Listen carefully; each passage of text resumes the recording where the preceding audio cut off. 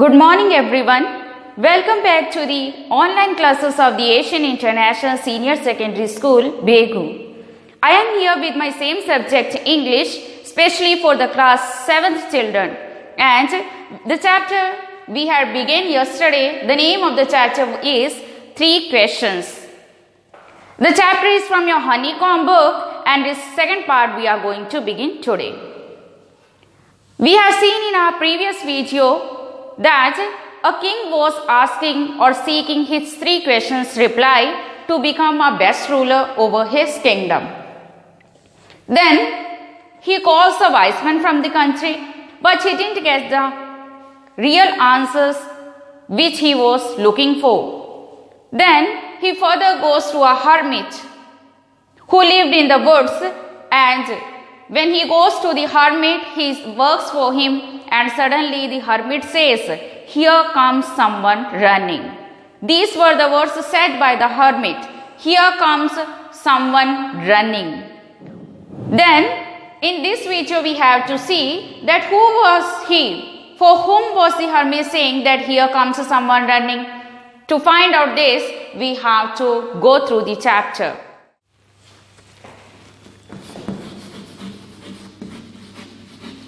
Here comes someone running.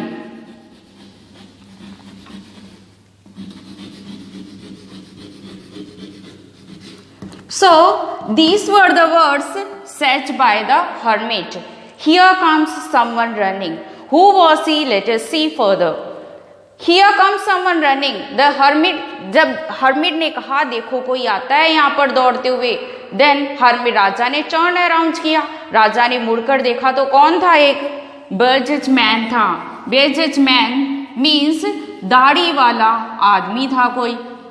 Then when he reached to the king, जब वो राजा के और hermit के पास आया, किस पोजीशन में था वो? He had pressed his hands against his stomach. उसके जो हैंड से उसके स्टमक के ऊपर, पेट के ऊपर उसने दबा रखा था पेट को. pressed his hands against the stomach.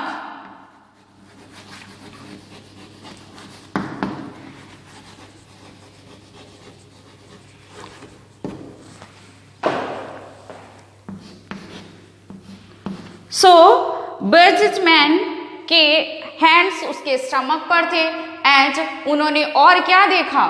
Blood was flowing from his stomach. Blood was flowing from his stomach. उसके स्टमक से ब्लड वॉज फ्लोइंग. वो जो बेडेड मैन आया था उसके पेट से खून बह रहा था. देन जैसे ही as soon as the बेजज man reached to the king, जैसे ही बेजज man reached to the king, king के पास आते ही बेजज मैन के साथ क्या हुआ? fainted and fell down. fainted means बेहोश हो गया and fell down to the ground. वो व्यक्ति जो था राजा के पास आते ही फेंट हो गया, बेहोश हो गया और जमीन पर गिर गया. फिर क्या हुआ? किंग ने क्या किया? King removed his clothes. राजा ने उसके कपड़ों को रिमूव किया. राजा ने क्या किया? उसके कपड़ों को रिमूव किया. Removed his clothes. जैसे ही राजा ने उसके कपड़ों को रिमूव किया, देन किंग ने क्या देखा? There was a wound. WOUND wound. It means an injury in his stomach, जिसे आप हिंदी में घाव कहते हैं. तो उसके पेट में एक घाव था, कोई छोटा सा घाव नहीं था. It was a big injury or big wound, जिससे खून बह रहा था. Blood was flowing. Then what did the king do? King took out his handkerchief. In your book the word is used handkerchief.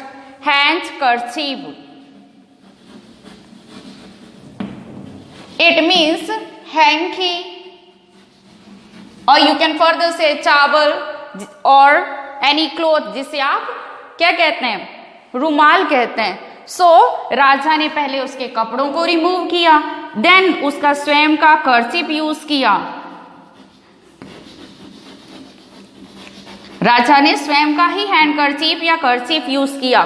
Then he dressed his wounds, राजा ने क्या किया, उसके वुंड्स को ड्रेस किया। ड्रेस मतलब पट्टी बांधी, जब तक उसके पेट से ब्लीडिंग या ब्लीडिंग बंद नहीं हुई तब तक वो पट्टी बांधता रहा, ड्रेसिंग करता रहा।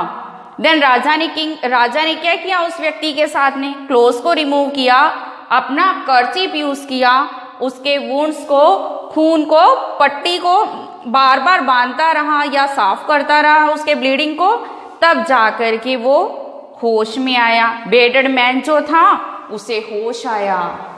जैसे ही उसे होश आया, as soon as the bedded man got okay, what did he ask?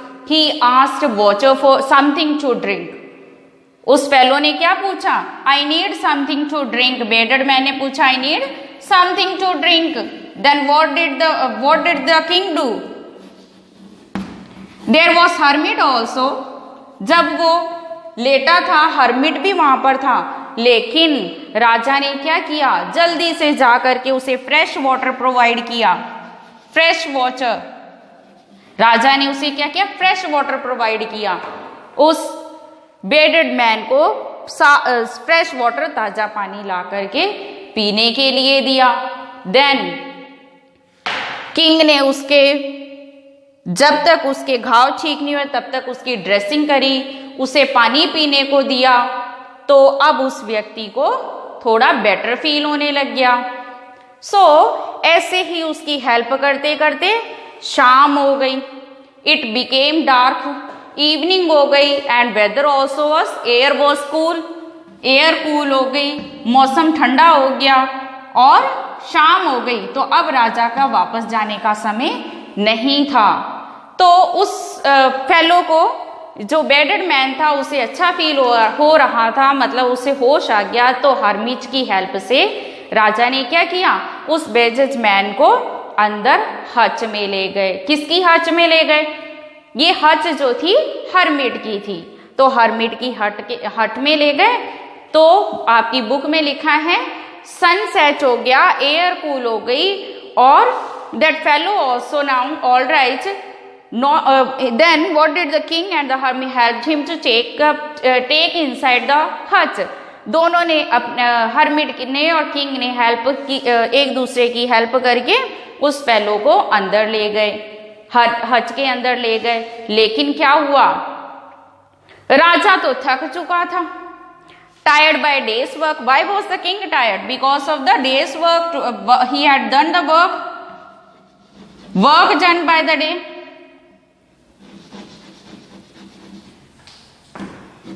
Work done during the day. उसने डेज टाइम में जो वर्क किया था, और उससे पहले क्या किया था, बाय वॉक।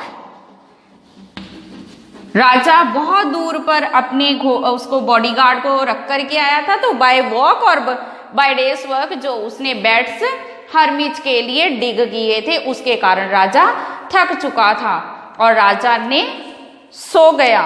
एंड इतनी साउंड स्लीप फील की उसने। साउंड स्लीप मीन्स अच्छे से सोना, साउंड स्लीप। तो राजा sound sleep he felt, rest उसने किया, और ऐसा rest before he had never done when he was in his kingdom और इन हिज पैलेस। इस प्रकार का रेस्ट राजा ने यहाँ किया। बट राजा तो सो गया, इस बेडेड मैन को राजा ने और हर्मिट ने बेड पे लिटा दिया। बट द बेडेड मैन ले but did not sleep. Book में इस प्रकार से लिखा है कि बेडेड मैन लेट तो गया लेकिन सोया नहीं। क्यों?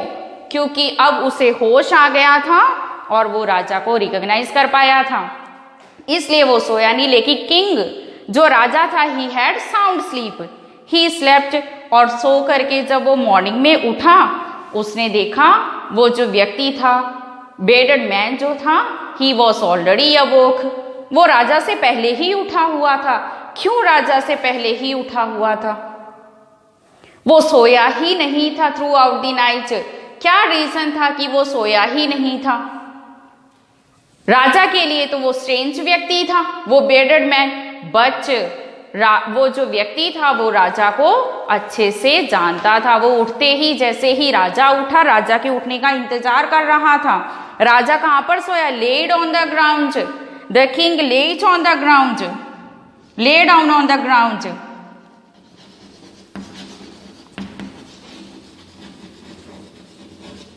देन जैसे ही राजा उठा, उस व्यक्ति ने क्या कहा उठते ही राजा को? Forgive me. Give me, forgive me का क्या मतलब है? He asked pardon. Forgive means pardon, जिसे आप सॉरी भी कह सकते हैं। सॉरी और पार्डन, मुझे क्षमा कीजिए। ये वर्ड्स बेडेड मैन के द्वारा राजा को कहे गए, मुझे क्षमा कीजिए। क्या रीजन था क्षमा मांगने का? तो राजा कहता है, there is nothing to forgive, why are you saying so? ऐसा तो कुछ भी नहीं है माफ करने के लिए, आप माफी क्यों मांग रहे हैं? राजा उस व्यक्ति से कहता है। देन वो व्यक्ति आगे से कहता है, यू डू नॉट नो मी, आप मुझे नहीं जानते हो, बट आई नो यू, लेकिन मैं आपको जानता हूं। Then he says, I have swore means promised, swore to revenge you, revenge means challenge to do good bad, challenge to do someone's bad।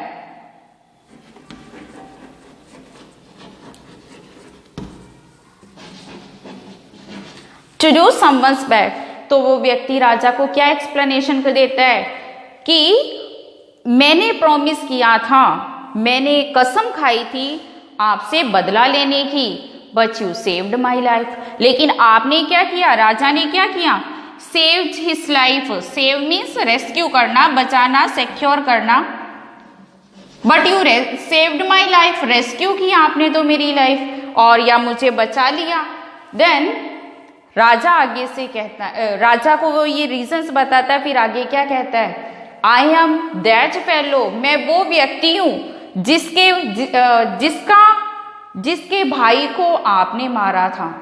राजा को फर्दर बेडेड मैन एक्सप्लेनेशन देता है, राजा ने क्या वर्क किया था, किंग ने क्या वर्क किया था? Killed his brother. किसके ब्रदर को? बेडेड मैन के ब्रदर को मारा था। Then seized his property, seized his property, bedded man की प्रॉपर्टी को सीज कर दिया था। तो ये बैड वर्क्स राजा ने किसके साथ किए थे? उस बेडेड मैन के साथ किए थे, जिस कारण बेडेड मैन उसे मारना चाहता था। तो उसने क्या किया कि you have put my brother to death, you killed my brother and you seized my his property, और उसकी प्रॉपर्टी को भी आपने सीज कर दिया था। आई नो यू, मुझे पता था, that you have gone through this way, आप इस रास्ते से गए हुए हो, and I wanted to kill you, मैं आपको मारना चाहता था। कब? When you are way back to home, जब आप अपने घर पर वापस आते। तो ये रीजंस या ये डिस्क्रिप्शन किसने कब दिया? उस बेडेड मैन ने सुबह उठ करके राजा को दिया, जब राजा मॉर्निंग में उठा था। Then so see the difference, hermit के घर पर आकर के, सिंपलिसिटी में आकर के राजा कितना अच्छा वर्क करता है। But in the palace he killed his brother, did his strong doings and. तो ये वही व्यक्ति है जो राजा का एनिमी था, दुश्मन था, but he did good to that fellow, to his enemy. So उसने क्या किया? आगे क्या बताता है? That fellow says, I made up my mind to kill you on the way back you are to home. जब आप रास्ते से वापस जाओगे तो मैंने अपना इरादा बना रखा था कि मैं आपको मार दूंगा। Then he was hide that king did not return. राजा तो वापस ही नहीं गया, बिकॉज हर्मिट ने उसे रिप्लाई नहीं दिया, तो राजा वापस नहीं गया। तो उसने क्या किया, मैं अपने हाइडिंग प्लेस से छुप करके बैठा था। ही वॉज एस्केप्ड, तो छुप करके बैठा था। तो मैं अपने हाइडिंग प्लेस से एंग्यूश से जैसे ही बाहर आया, आई केम योर बॉडीगार्ड सो, तो बॉडीगार्ड दुश्मनों को पहचानता था। तो बॉडीगार्ड ने इसे देख लिया और जैसे ही बॉडीगार्ड ने इसने देखा, इसने बॉडीगार्ड पे अटैक करना चाहा। तो बॉडीगार्ड ने इसे गूंज पहुंचाया था। ये जो गूंज था, ये जो घाव था, किसके द्वारा दिया गया था बियर्डेड मैन को? तो बियर्डेड मैन को जो गूंज दिया गया था उस राजा के बॉडीगार्ड के द्वारा दिया गया था। Bearded man was wounded by king's bodyguard. तो ये वूंच जो दिया गया था बियर्डेड मैन को राजा के बॉडीगार्ड ने दिया था। सो इस प्रकार अब आपने क्या किया, तो आगे अपनी स्टोरी को बताता है। आपने पहले तो ये किया था, अब आपने मेरी लाइफ को क्या किया है, you saved my life. Bearded man कहता है यू सेव्ड माई लाइफ, आपने मेरी लाइफ को बचाया है, रेस्क्यू किया है। एंड अब मैं आपका सबसे फेथफुल सर्वेंट रहूंगा। कौन कैसा रहूंगा? Faithful. Faithful means loyal one. Faithful means loyal.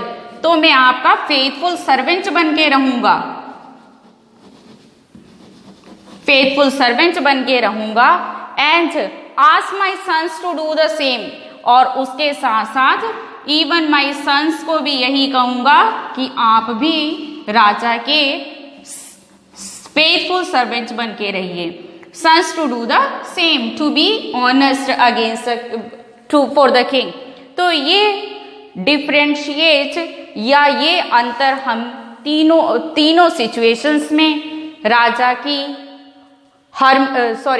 की और बियर्डेड मैन की सिचुएशंस में देखते हैं कि किस प्रकार किसका जीवन या किसके प्रति उनके मन में चेंजेस आ गए हैं। सो फर्दर व्हाट सी, तो राजा बहुत दुखी हो रहा होगा? नहीं, द किंग वॉज हैप्पी। ये सारा एक्सप्लेनेशन देने के बाद में वापस वो व्यक्ति क्या कहता है, फॉरगिव मी, मुझे माफ कर दो। तो राजा उनके इस सारे उसके सारी जानकारी लेने के बाद में राजा प्रसन्न हो जाता है, खुश हो जाता है। The king feels happy because he has made peace with his enemy. राजा को खुशी फील होती है क्योंकि उसने अपने एनिमी के साथ में शांति स्थापना कर लिया। इसलिए वो कहता है, क्योंकि उसने कह दिया कि मैं आपका फेथफुल सर्वेंट रहूंगा and ask my sons to do the same, तो इसलिए राजा प्रसन्न होता है। Then he not only forgive him but said he would send his servants and his own doctor to look after him। राजा आगे क्या promise करता है? राजा माफ कर देता है, सिर्फ इतना ही नहीं, राजा उसके आगे कहता है कि मैं अपने स्वयं के डॉक्टर्स को, फिजिशियंस को आपकी देखरेख करने के लिए भेजूंगा। एनिमी को ये प्रॉमिस करता है और उससे वो भी प्रॉमिस करता है कि जो प्रॉपर्टी मैंने उससे ले ली थी वो प्रॉपर्टी मैं उसे बैक कर दूंगा, रिटर्न कर दूंगा। सो किंग इस प्रकार से अपने माइंड को सेटअप करके उस व्यक्ति को भेजता है। So the king went out of the हट। अब राजा वो इंसान हट में थे दोनों, तो राजा वापस बाहर आता है। क्यों? क्योंकि हर्मिट बाहर है। तो हर्मिट के पास जाकर के राजा कहता है, look around before going away. घर जाना चाह रहा था राजा, तो राजा जाने से पहले एक बार वापस सोचता है, मैं अपने तीनों क्वेश्चंस के रिप्लाई एक बार फिर पूछ लूं। तो राजा जाकर के उससे कहता है हर्मिट से, आई विश, मैं यही चाहता हूं कि आप मेरे 3 क्वेश्चंस के आंसर्स दे दें। तो उससे पहले जिस समय वो उसके पास जाता है तो हर्मिट जो था, हर्मिट क्या कर रहा था? सोइंग सीड्स, मीन्स राजा भी लेट उठा था। हर्मिट उठ करके उस समय क्या कर रहा था? जो बेड्स उन्होंने प्रीवियस डे डिग किए थे या जो जगह क्यारियां उन्होंने प्रीवियस डे डिग करी थी उसमें हर्मिट उठ करके बीज बो रहा था। तो जा करके राजा उसके पास कहता है कि मुझे उन क्वेश्चंस के आंसर्स दे दीजिए, और कैसे कहता है? For the last time I beg you to answer my question wise man. Wise man किसे कहा गया था? हर्मिट, हर्मिट को कहा गया था वाइस मैन। तो वो कहता है कि for the last time I seek my answers wise man. लेकिन हर्मिट आगे से क्या कहता है? You have been already answered, आपको आपके सारे क्वेश्चंस के रिप्लाई तो मिल ही गए होंगे। कैसे कहता है वो मिल गए होंगे? लेकिन फिर भी वो राजा की तरफ देखना नहीं है, अपने ग्राउंड में सोइंग का काम करता रहता है, सीड्स बोता रहता है और कहता है you had been already answered your questions. कैसे कहता है वो देखो, how have I been answered, मुझे कैसे मेरे क्वेश्चंस के रिप्लाई मिल गए? आप व्हाट डू यू मीन, आप कहना क्या चाहते हैं? इस प्रकार से राजा हर्मिट से पूछता है। तो हर्मिट आगे क्या कहता है? डू यू नॉट सी, आप नहीं देखते हो क्या? Replied the hermit. तो अब वो हर्मिट कैसे कहता है कि आपने नहीं देखा क्या? किस प्रकार से आगे एक्सप्लेनेशन देता है देखो। Then the king says if you would have not pitied on me, if you would have not pitied on me, then you might have gone away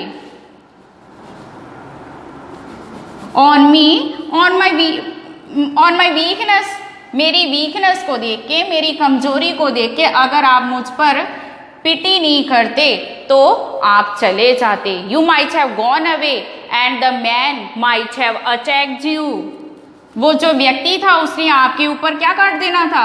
attack कर देना था। and you might have been killed। So most important समय तो आपका वो था जब आप मेरे लिए क्या कर रहे थे? डिगिंग कर रहे थे, और उस समय में आपके लिए सबसे इंपॉर्टेंट व्यक्ति था। I was the most important person and the most important business of you was when you were digging.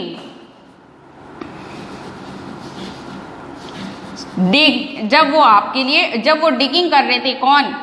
King. तो ये उसका इंपॉर्टेंट बिजनेस हो गया डिगिंग, एंड इंपॉर्टेंट पर्सन कौन हो गया? Hermit. And further he says in case if you might have gone away that man might have attacked you. And उसके बाद में क्या होता है? जब वो व्यक्ति अब आपके पास दौड़ करके आया तो मोस्ट इंपॉर्टेंट समय उस समय आपके लिए कौन सा था? जब आप उसके वुंड्स को ड्रेसअप कर रहे थे,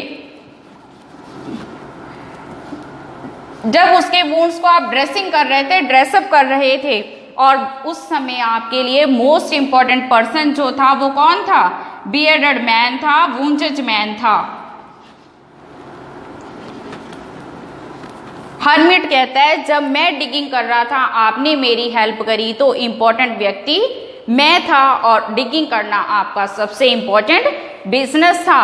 वुंडेड मैन जब आपके पास आया तो उस समय आपका इंपॉर्टेंट व्यक्ति वुंडेड मैन था, बेजेड मैन था, और उसकी ड्रेसिंग अप करना या उसकी देख रेख करना आपका इंपॉर्टेंट बिजनेस है। और अगर आप उसकी ड्रेसिंग नहीं करते then he might have died without making peace with you. अगर आप उसकी देख रेख नहीं करते वुंडेड मैन की तो वो मर जाता बिना ही आपसे पीस या शांति स्थापना किए बिना ही मर जाता। सो इंपॉर्टेंट पर्सन आपके लिए वो था, और उससे भी अच्छा इंपॉर्टेंट बिजनेस वही था जो आपने उसके साथ किया। सो इसलिए आगे राजा उसे क्या जवाब देते हैं? याद रखिए, remember then there is only one time important समय जो है, फर्स्ट क्वेश्चन था उसका इंपॉर्टेंट टाइम कौन सा है, कौन से समय पे उसे at what time he should begin the actions. तो वो कहता है इंपॉर्टेंट समय आपके लिए कौन सा रहता है? इंपॉर्टेंट टाइम आपके लिए कौन है? नाउ। इंपॉर्टेंट समय हमारे लिए क्या है? Now. Now means the only time when you have some power to do the work. You can act, you have something to do. Now only you can do something. And important business क्या है आपका? Important business.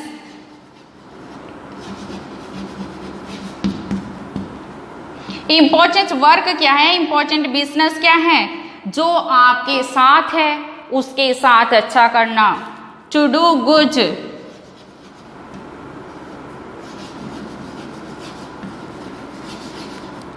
To do good with whom you are. जो आपके साथ हैं उनके साथ अच्छा करना. At present. And next question उसका था important time, important work and important people. Last question उसका था whom he should listen. Important persons कौन होने चाहिए? इम्पोर्टेंस कौन होने चाहिए उसके लिए? इम्पोर्टेंट पर्सन, इम्पोर्टेंट पीपल कौन होने चाहिए? तो इम्पोर्टेंट पीपल कौन होने चाहिए? वही है इम्पोर्टेंट व्यक्ति जो आपके साथ हैं. The people who are with you.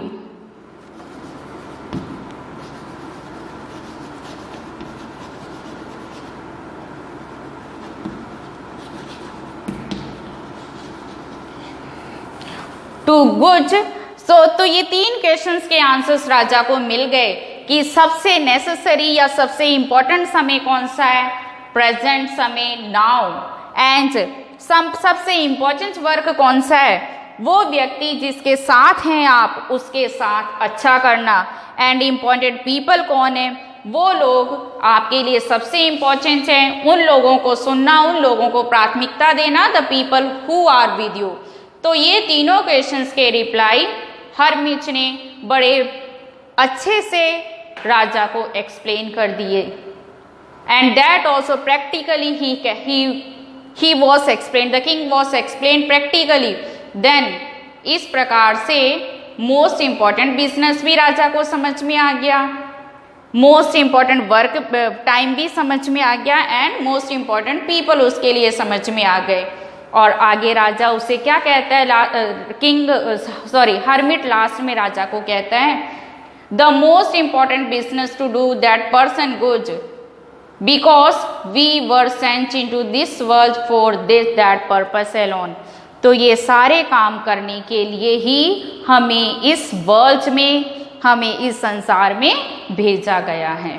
तो हमें संसार में भेजा किस लिए गया है? Not to do the wrong things, but to do the good with whom we are. So, I hope you might have understood the whole chapter. The chapter has been completed. The chapter had been written by Leo Tolstoy. If you find any type of problem in the discussion, make sure to call upon the given number and I'll try to clear your doubts.